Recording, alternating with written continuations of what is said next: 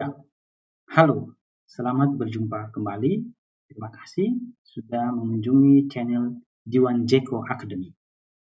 Pada kesempatan kali ini, kita akan membahas satu topik pada bahasan rekayasa perangkat lunak atau pada tema bagaimana membangun sebuah perangkat lunak atau sebuah software komputer. Nah, salah satu materinya adalah UML. Apa itu UML? Akan kita coba bahas perlahan-lahan di beberapa kesempatan mendatang ini. Baik, kita mulai dari referensi yang kami gunakan untuk memberikan materi ini. Yang pertama berasal dari buku dengan judul Rekayasa Perangkat Lunak Terstruktur dan Berorientasi Objek yang ditulis oleh Rosa dan Salahuddin di tahun 2013 dan diterbitkan oleh penerbit Informatika. Yang kedua adalah referensi daripada situs atau situs resmi dari di mana salah satu linknya itu membahas tentang tutorial menggunakan atau mengimplementasikan UML. Nah, dua referensi ini saya kira cukup untuk kita mulai memahami atau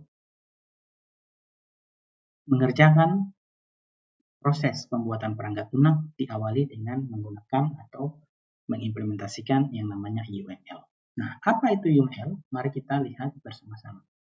Jadi UML itu merupakan kepanjangan dari Unified Modeling Language. Kalau diartikan berarti bahasa atau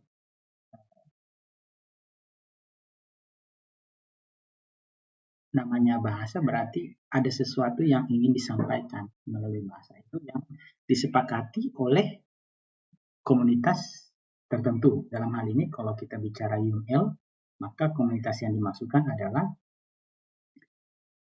para software engineer atau para pembuat aplikasi yang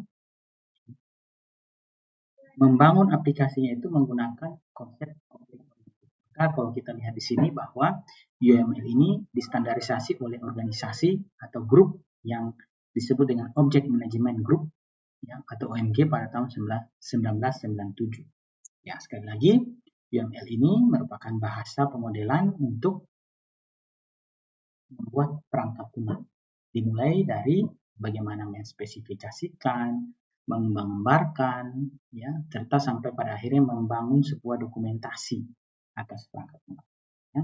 Di sini kata kuncinya adalah bahwa pemodelan UML ini adalah pemodelan visual. Gitu ya kira-kira.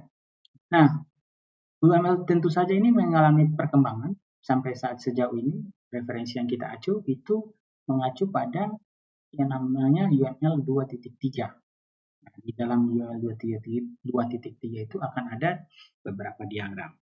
Pada kesempatan ini, atau melalui referensi yang kita acu, ada beberapa diagram yang sering digunakan oleh praktisi maupun teman-teman dalam rekayasa perangkat lunak, tetapi kita akan coba melihat 4 saja, 4 diagram yang dikategorikan menjadi 3 komponen diagram. Yang pertama namanya behavior diagram. Di sana kita akan lihat bagaimana use case maupun activity-nya. Dan ada namanya interaction diagram, di mana di sana kita akan lihat implementasinya disebut sebagai sequence diagram.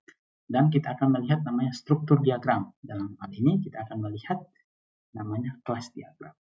Ya, bagaimana definisi untuk masing-masing diagram ini, teman-teman?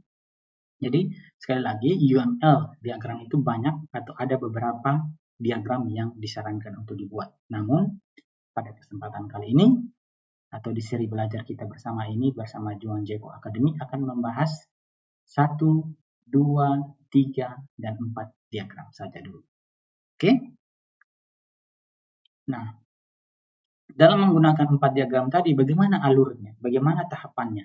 Maka, kurang lebih seperti ini. Jadi yang pertama yang dibuat itu adalah ketika sebuah perangkat lunak mau diinisiasi untuk dibuat, maka kita buat dulu namanya use case diagramnya seperti apa.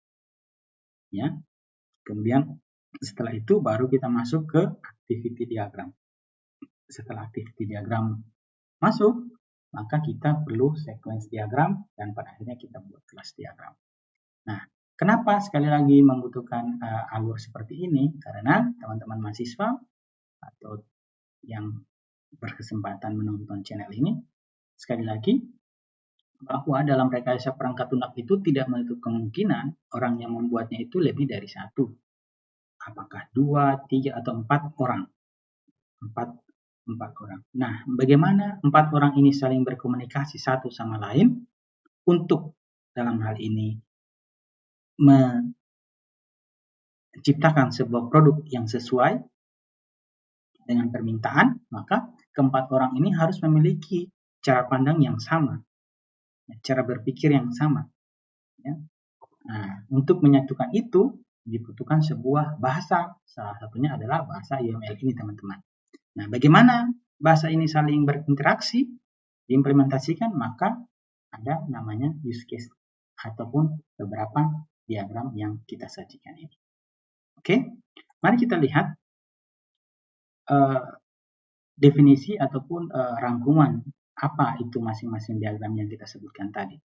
Yang pertama ada namanya use case diagram. Nah, use case diagram ini menunjukkan fungsionalitas sistem yang akan dibangun dan interaksi antara pengguna. Biasa disebut sebagai aktor kalau di use case diagram. Pengguna aktor itu bisa berupa manusia, dalam ini user mungkin, atau juga berupa mesin atau sistem lain. Ya. Bagaimana aktor tadi berinteraksi dengan sistem itu dijelaskan di use case diagram. Sebuah use case itu dapat merupakan suatu syarat ataupun use case syarat untuk use case lain ataupun merupakan perluasan dari sebuah use case. Ya, kira-kira begitu. Implementasinya, teman-teman, mari kita lihat dari referensi kita ini ya. Jadi use case diagram itu implementasinya kurang lebih seperti ini. Jadi dia ada aktor dan ada use case dan ada hubungan antara aktor dengan use case. Artinya apa? Artinya di sini kita bisa lihat, oh customer itu bisa melakukan login terhadap sistem. Oh customer itu bisa melakukan register with book terhadap sistem. Kemudian di sini ada namanya extend atau perluasan dari use case itu, perluasan dari use case lain, itu nanti juga akan kita coba bahas. Ya, di sini kita akan coba perkenalkan dulu bagaimana masing-masing diagram itu diimplementasikan. Ini contoh ya, ini contoh untuk use case diagram. Jadi sederhana saja, sekali lagi menunjukkan interaksi antara ya, interaksi antara aktor dengan use case sistem itu sendiri atau fungsionalitas itu sistem sendiri. Artinya apa? Sistem yang dibangun itu ternyata bisa melakukan login, fungsinya bisa register dan lain sebagainya. Kira-kira begitu. Ya. Selanjutnya mari kita lihat namanya activity diagram.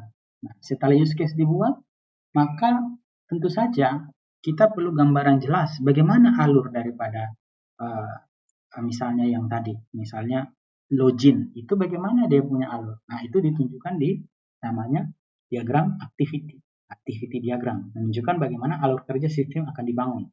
Bagaimana sebuah fungsionalitas sistem dimulai, ya, kemungkinan kondisi keputusan atau pemrosesan paralel pada sampai pada bagian akhir. Jadi bagaimana proses login itu dimulai, kemudian bisa saja ada kondisi-kondisi tertentu di antara setelah memulai, kemudian dia harus mengambil keputusan atau ada proses yang berjalan paralel, setelah itu sampai pada akhir sebuah use case itu. Mari kita coba lihat dari referensi kita bagaimana use case diagram itu activity diagram itu bagaimana bentuknya. Ini salah satu bentuknya. Jadi activity diagram itu ya, ada mulai, start, dan biasa ada akhirnya. Di mana akhirnya ya. Nah, ini contoh dari referensi kita ya. Perhatikan bahwa ternyata sebuah aktivitas itu bisa dilaksanakan seperti ini. Jadi ini yang saya maksudkan paralel tadi ini ya, ketika start dimulai, receive, misalnya di sini ada sebuah aktivitas untuk ini order barang. Jadi ketika barang diterima, maka secara paralel akan ada proses ya. Pertama itu adalah misalnya cek line item, yang line lainnya itu merupakan ngecek atau ada harus pengecekan di sini, ada kondisi apakah pembayarannya itu berhasil atau tidak. Kapan berhasil ada cancel, kapan tidak, kapan tidak berhasil ada cancel, dan kapan berhasil ada masuk ke proses lain. Nah, kira-kira begini ya. Jadi menjelaskan secara detail sebuah use case itu ada di activity diagram. Ya. Oke. Selanjutnya, setelah activity diagram dibuat, ya, ada namanya sequence diagram. Jadi sequence diagram ini menunjukkan interaksi objek dari waktu ke waktu. Jadi ketika sebuah use case itu dibangun, bagaimana dia berjalan dari waktu ke waktu, dan bagaimana interaksi antara objek satu dan objek lain itu ditunjukkan di sini. Ya, dimulai dari bagaimana aktor itu mengakses sistem, apa yang dia akses, kemudian mungkin saja dia butuh informasi dari objek lain, dan lain sebagainya. Itu dilaporkan atau dibuat dalam namanya sequence diagram. Kita ke referensi lagi kita coba lihat yang dimaksudkan dengan sequence diagram. Ini ada ya. Jadi, perhatikan di sini ya. Di sequence diagram, salah satu sequence diagram, kalau Anda lihat, mulai daripada customer, jadi aktornya, nanti ke sistem itu, ini ada lambang ya, namanya view. Jadi teman-teman mahasiswa, pemodelan UML itu digunakan untuk pemrograman object oriented. Salah satu pemrograman object oriented itu adalah menerapkan namanya model view controller. Ya, model nanti di bahasan lain kita bahas detail tentang model view controller itu, tapi intinya model view controller itu sekali lagi menerapkan namanya view, kemudian ada namanya control, dan ada namanya model itu untuk menyimpan data, itu bagaimana sebuah sistem itu dilihat oleh pengguna, dan controller itu menjembatani atau mengontrol kira-kira data mana yang diambil, data mana yang perlu ditampilkan kepada para ataupun pengguna. Nah, ini jadi flow atau sequence diagram alirnya kalau Anda lihat ya. Jadi proses login, customer itu akan mengakses namanya view login ya, kemudian dia akan, jadi beberapa referensi ini juga ada namanya boundary, tapi kalau di sini kita lihat ada view, kemudian nanti inputan si customer tadi, jadi customer tadi akan menginput di sini ya. Kemudian nanti akan divalidasi inputannya itu oleh sebuah controller namanya security manager. Security manager akan mengecek ya user daripada detail tadi ke sebuah model. Model namanya modelnya user. Akan detailkan ya kembalinya, nanti akan dicek apakah ini valid atau tidak. Hasilnya nanti akan kelihatan atau akan disampaikan lagi ke customer. Jadi sekali lagi ini alur di satu model atau di satu use case itu kelihatan ya. Anda lihat seperti ini. Mulai daripada customer itu atau user itu menginputkan parameter sampai akhirnya dia mendapatkan kembali apa hasil daripada inputan tadi. Nah, itu kira-kira ya. Jadi satu alir penuh begini. Kalau Anda perhatikan tanda panahnya ke sini, setelah ke sini ke sini, setelah ke sini setelah ke sini kembali dan seterusnya sampai di sini, namanya satuan waktu. Jadi waktunya itu berjalan gitu ya. Kira-kira ringkasnya seperti itu. Baik, kita coba lagi lanjutkan.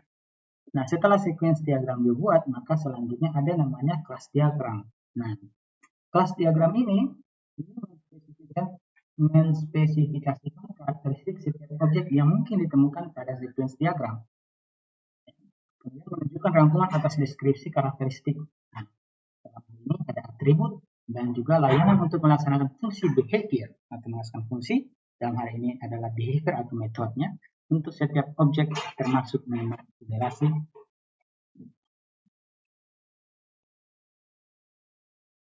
nilai setiap atribut. Ya, jadi intinya kelas diagram itu akan menjadi semacam pola, di mana polanya tersebut akan ada isi gitu ya. Akan ada isi, atribut, dan ada behaviornya, atau ringkasnya akan ada variabel dan akan ada method. Ya, kira-kira begitu.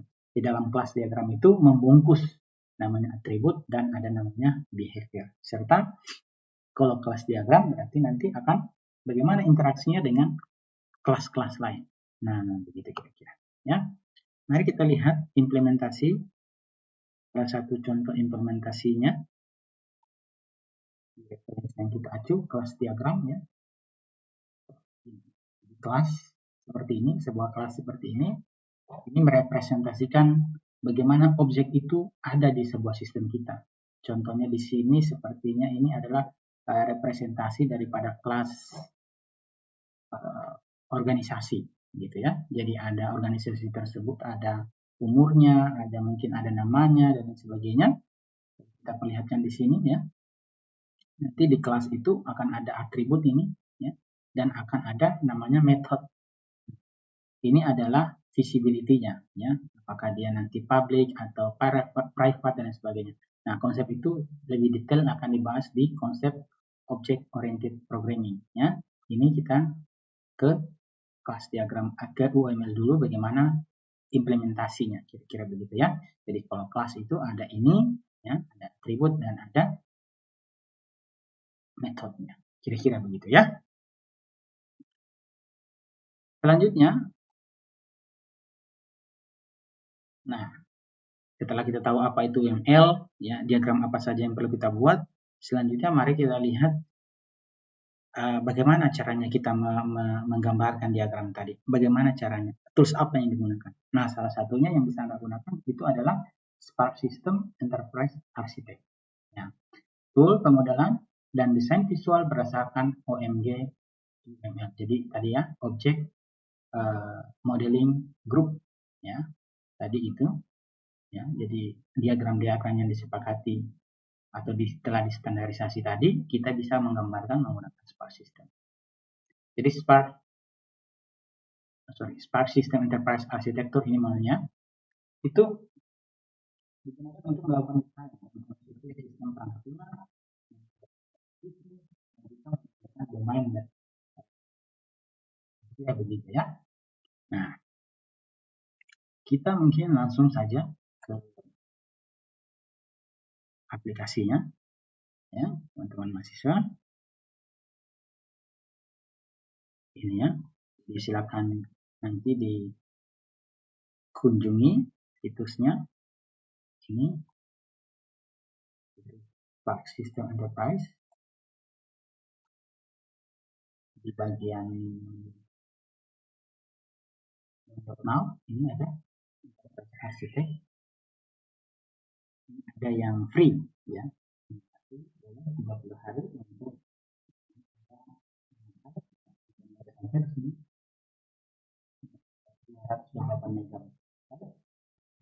kemudian instalasi ya, di Spark System.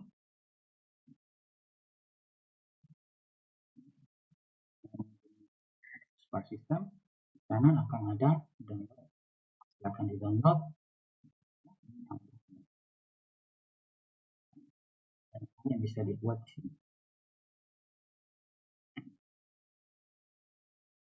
Oke, Anda mau beli juga bisa di sini. Anda klik buy now, Anda boleh.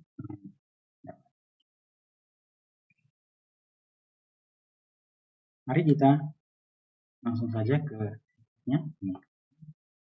Ini saya sudah mendownload dan juga sudah membeli lisensinya. Sekarang ya.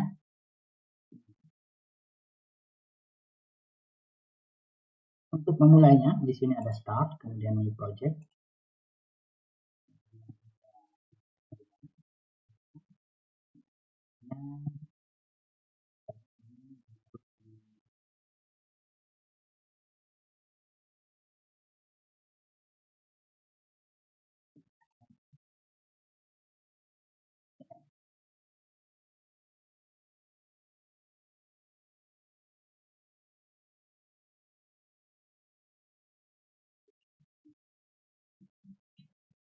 Misalnya saya beri nama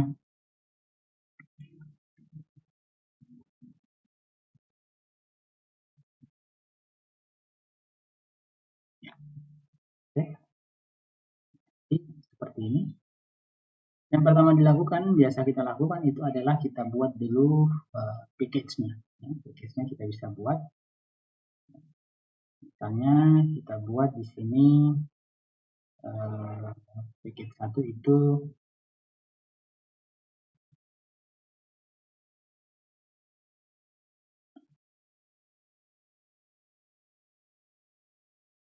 use case diagram. Oke. Anda oke, nanti muncul seperti ini.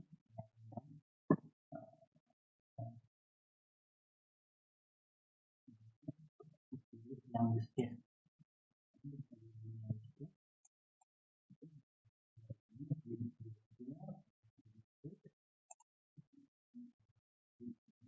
Nah, misalnya use case sistem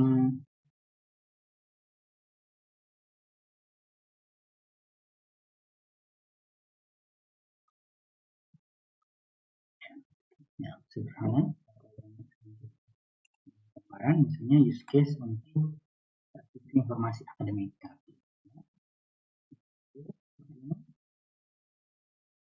Dua kali di sini, muncul layarnya di sini. Di sini banyak menu-menu ya yang bisa dimanfaatkan dan sebagainya, tapi kita akan coba lihat dulu yang sederhana. Nah, ini sudah disajikan, ini toolbox-nya sudah ada. Yang pertama itu kita ambil ini, kemudian kita sampaikan di sini sistem informasi akademiknya. Nah, kita mulai dengan pertanyaan, sistem informasi akademik ini dipakai oleh siapa? Siapa yang akan memakainya? Oke, mungkin pertama kita pakai di sini oleh mahasiswa. Ya, apa lagi kira-kira? Misalnya yang kedua kita pakai di sini misalnya admin prodi. Ya. Di sistem akademik ini mahasiswa bisa apa saja. Nah, bisa apa saja. Sistem ini menyediakan layanan apa saja kepada mahasiswa. Oke, misalnya yang pertama. Yang pertama, bisa proses yang pertama, misalnya mahasiswa melakukan KRS. KRS. Oke. Kemudian apa lagi kira-kira? Setelah melakukan KRS, sistem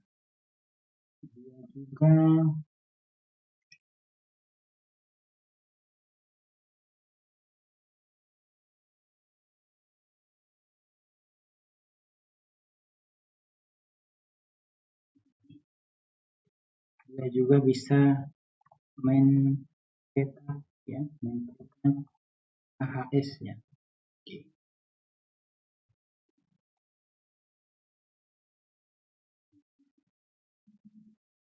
Kemudian setelah itu atau dia juga mahasiswa itu bisa mengelola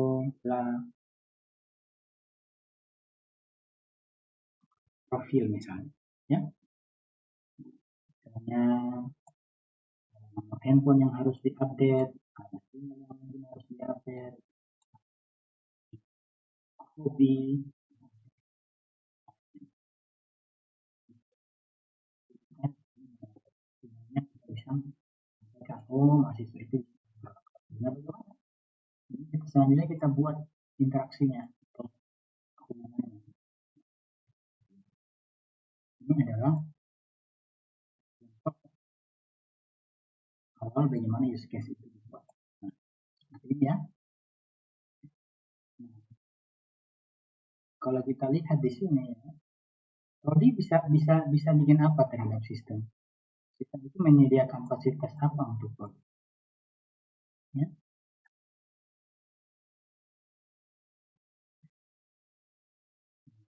Misalnya Prodi itu juga bisa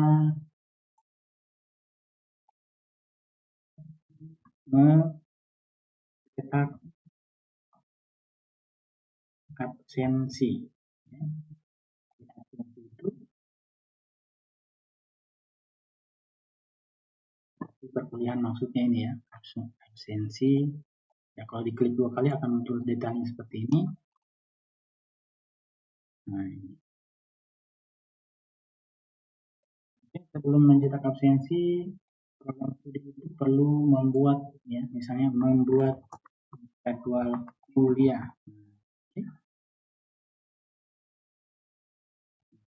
Dibuat seperti ini. Oke. Ya, fungsi lain. Ini contoh sederhananya kita membuat use case. Perhatikan di sini bahwa ternyata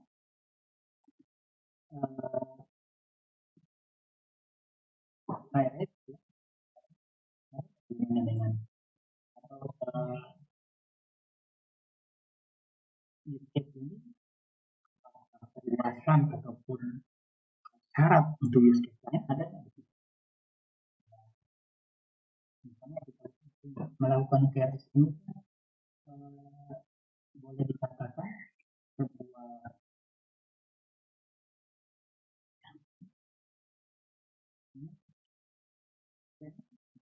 dari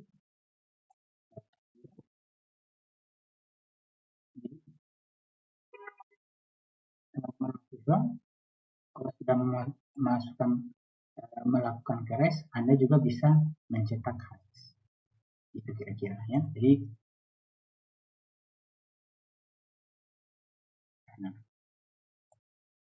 nah, oke, jadi sesederhana itu mendesain sebuah use case di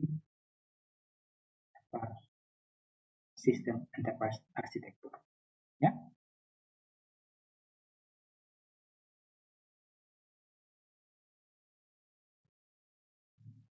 Nah, demikian dulu untuk seri pertama di bahasan UML. Kita sudah berhasil membuat namanya use case diagram. Ya, silakan dipraktekkan teman-teman mahasiswa. Ya, khususnya mahasiswa saya di Rekayasa Perangkat Lunak Program Studi Ilmu Komputer FMIPA di Universitas Kayu.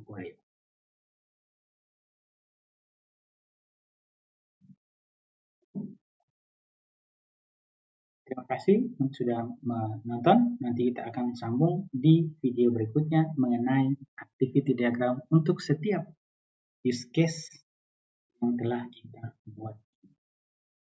Oke? Terima kasih.